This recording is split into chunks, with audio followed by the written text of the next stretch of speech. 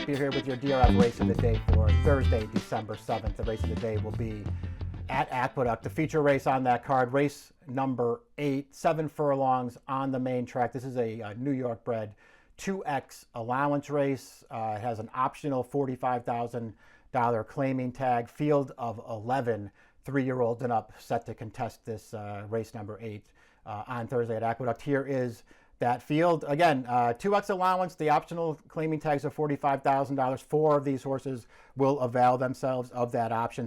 Numbers 6, 7, 10, and 11 are in for the price. Your horse to beat in this race is going to be, once again, number 8, Shadow Dragon for trainer Bill Mott. Source earlier this year was a close second in the Grade 3 Holy Bull. He exited that race. They tried the Fountain Youth. They tried the Wood Memorial. It didn't work out. But since he's been back in with New York breds, his form has really picked up. He has lost 4 times already in this condition, all of them at 2-1 or less. The last 3 as the favorite. The flip side of that is he's been in some really tough races recently. The last 2 times in particular that they ran him in this condition, he was just in, really, really tough. And he's probably found an easier field this time as Bill Mott tries to get him back to 7 furlongs here. He has shown improved early speed too in his recent races, so the cutting back a furlong here isn't really supposed to affect this horse. He's the horse to beat in here. We'll see if we can, make a case for somebody against him in this race. We'll start out by looking at the Timeform US pace projector. Timeform US gives no advantage to front runners or closers. They have the number 11 Andiamo Firenze, a 3-year-old out there on a clear lead at the pace call. We'll see if he can get there. It seems like he's fast enough to make the early lead for sure. The big question with Andiamo Firenze is, can he take the step forward in this race that he's going to need to take, because he just hasn't really improved so far this year as a 3-year-old. He's going to have to do that if he's going to beat this field, particularly going 7 furlongs. I don't care if he gets loose on the lead or not. We'll start out by taking a look at the horse down on the rail, Z-Bear, trained by Linda Rice. Z-Bear has made 3 starts, got through the 1X condition in an off-turf race going a mile at Saratoga where he was entered main track only. He sort of had that field over a barrel, and he won it by open lengths. His 3 starts since then have all come going 6 furlongs in this condition. He finished second in 2 of them. 85 Beyer speed figure, 3 starts back when he finished ahead of Radio Red, a horse who he's going to meet up with again in this race. He didn't run well 2 back in a race that was rained off the turf. He was main track only that day as well. He never got involved, but in his most recent start, sort of bounced back a little bit. We'll take a look at the replay right now. This is another race. It's off the turf. It's a good sealed racetrack. He's entered main track only in this spot, and he gets, an overall good trip in here. He just, the winner of the race disarmed, got to the early lead. Z-Bear chased this horse basically the entire way. He's in, you can see there through the stretch, he's in with a shot at this race, and he's just sort of finishing evenly along with everybody else. Everybody's doing the same thing Z-Bear is doing here. They're chasing this horse on the lead, and nobody can get him. Z-Bear, to his credit, does surge late. He gets by factually correct to finish second. It's an okay performance. We'll have to run better than that in this spot.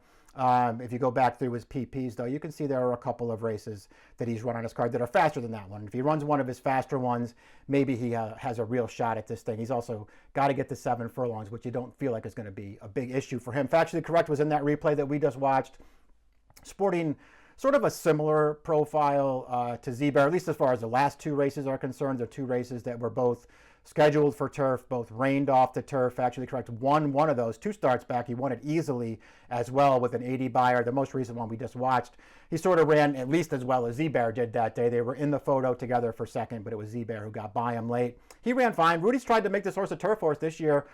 He's won on the turf, but he's also won on dirt. We'll see what happens here in this race. It does kind of feel like he's going to need, he's just going to have to run a better race here if he's going to beat this field. This 2X race is tougher than the one that he just ran in that was rain off the turf. Dream Point is the number 3. He's going to be a big price in here. He's 2 for 29 lifetime. He is coming off of a win. He just pulled off an upset in a turf sprint in his most recent start on November 11th. But he's a turf horse. His better races are on the grass, even though he doesn't win very often on that surface either. He's just better on that surface. His dirt races just aren't that good. He was well behind Factually Correct in that off-turf race 2 starts back. He's just really hard to like in here off of what he's done on dirt so far. It'll be a big price if you like him. Simply is the 4, first start off of a pretty long layoff here. He's going to switch to the Mark Hennig barn. This horse was in good form earlier this year. on this track for trainer Rob Atras.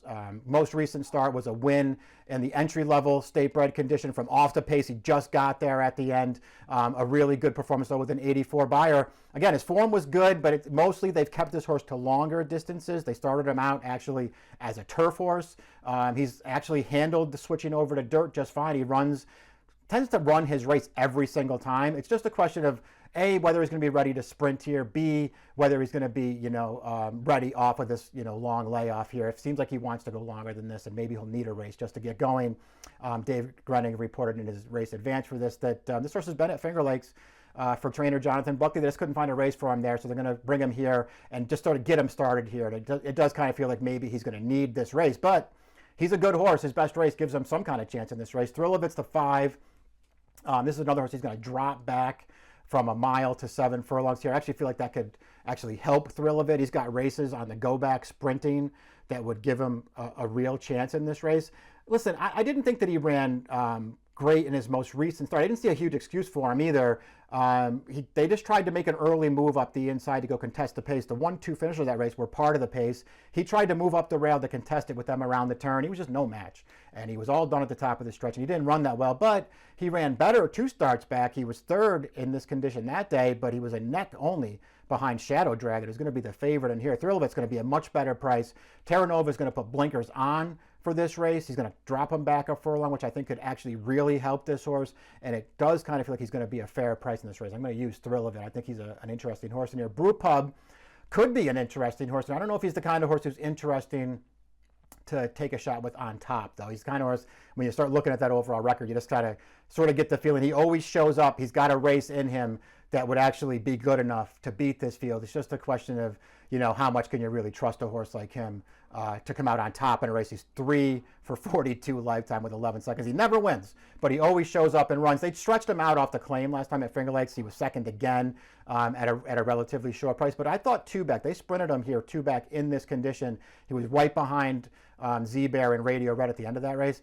I thought he ran a deceptively good race that day in a race that really wasn't coming back for him, but he was trying all the way, making up ground to the end. That was a pretty good performance. I don't know. I can't take him on top in here. I could use him underneath, though, and he'll probably be a fair price. He's an interesting horse to try to get in there somewhere at the right price. Mason Mania is the 7. Off the claim for Atras here. Another horse who got back to dirt last time and didn't run well. Prior to that, his 3 starts were on the all-weather surface at Presque Isle. He ran okay in those. He's got a race that would give him some kind of chance in here, but he's been better going longer. They're going to try to sprint him here. I'm actually a fan of Mason Mania's. I just don't know how much I like him in this race. Shadow Dragon is the number 8. He's the horse to beat. We already talked about, maybe the drawbacks that he's lost his last 4 starts in this condition at 2-1 or less. But he's just run in better races than this. It feels like maybe he's finally in the right spot here. 2-back in against Aggregation. He's 2nd best to that horse, Aggregation, who's just been in raging form recently. Last time, they used a little bit more speed with him in that off-turf race in Straight Arrow, who ran a triple-digit Beyer winning that day, and then came right back and won the Empire Classic. He was just no match for Straight Arrow, but Straight Arrow would be odds-on in this field, too. So I don't think you have to be too hard on Shadow Dragon for his last 2 races. He's ran fine. He just bumped into horses who were better than anything he's facing here. He's the horse to beat in this race. I do like that he's shown improved speed in his recent races, too. I think that could really help him as Bill Mott tries 7 furlongs with him. Here, he's the horse to beat. Your call how short you want to go on him as far as price goes. Radio Red, another 3-year-old, is the 9. I think you just want to give him a pass. He was in that replay that we looked at earlier with Z-Bear and Factually Correct. Radio Red he doesn't like a wet sealed racetrack, and that's what he encountered in that race when he got in as a main track only, and he just didn't really fire a good shot in there. He was trying. He just doesn't seem like he handles that kind of going. You can just go back and pull his PPs apart, his first 9 races. He's way better over fast dirt. It feels like this is what he really wants. Even, that race 3 starts back going this distance off a layoff at Saratoga. He ran really well that day. Took the race to Amundsen, another horse who would be a very short price in here. Made that horse fight him off into the stretch there. He got a little tired late, and it was Straight Arrow, who we just talked about, who won the Empire Classic and defeated Shadow Dragon recently. It was that horse who came and just nailed Radio Red for 2nd. This horse ran really well that day. He's way better on fast dirt. He's supposed to get fast dirt on Thursday. 7 furlongs is no issue for him. He's the kind of horse I think you want to maybe keep your mind open to him bouncing back off of a wet track race in his most recent start. Brock's Bombers, the 10. just hard to make a case for. He's 6 for 54 lifetime. He likes to be around. He shows up. He tends to get a piece of it. They've been running him in some cheaper races recently. It feels like moving him up into a race like this is probably going to be too tough for him. He's a pretty cool horse, though. He's going to be a big price in this race. Andiamo Firenze completes the field. Probably makes the lead from the outside. But again, he's a horse who, he's got a pedigree behind him. It felt like he had a lot of potential as a 2-year-old, and he just never really delivered on it. He's come back. He's now had 7 starts so far as a 3-year-old, and he still has not gotten past the 80 Beyer speed figure that he earned winning his career debut. He still hasn't surpassed it. He hasn't gotten any better from 2 to 3. He did pick up on an entry-level allowance win 2 starts back, but they had to ship him out of town to do it at Delaware. He wired a field with a 73 Beyer. He's just got to find a way to take a step forward here. He's going to have to do it going 7 furlongs. And, we'll see if that pace projector is right, but I didn't necessarily see him getting absolutely loose on the lead here. Maybe he will and make himself dangerous. I just don't like his recent races. Didn't want to bet him against this field. Not sure it's a great sign that he's in for the 45,000 here either. So I'm going to stand against Andiamo Firenze. Remember to subscribe to the DRF YouTube channel for all the latest videos.